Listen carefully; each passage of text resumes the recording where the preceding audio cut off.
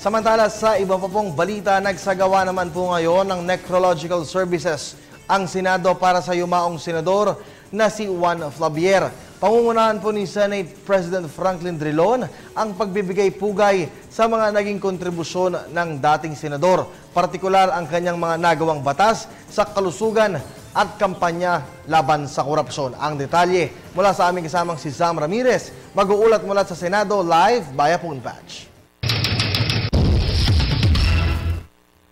Magandang hapon muli sa inyo, Kirby. Nagsagawa nga ng necrological services ang Senado kanina umaga para kay dating Senador at Health Secretary Juan Flavier na pumanaw nitong Oktubre lamang.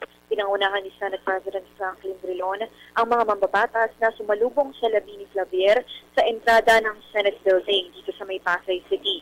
Nagpahayag ng kani-kanilang eulogy o mensahe ang mga senador at sinundan ito ng presentasyon ng resolusyon na naglalaman ng pakikiramay ng Senado sa pagpanaw ng dati nilang kasamahan.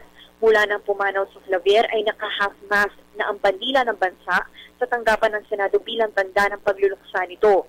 Nagsilbing senador si Flavier mula 1995 hanggang 2007.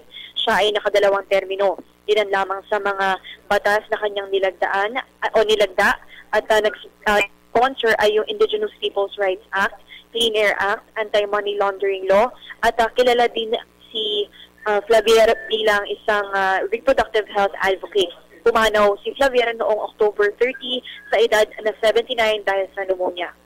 At yan ang latest mula dito sa Senado para sa Telebisyon ng Bayan sa Ramírez.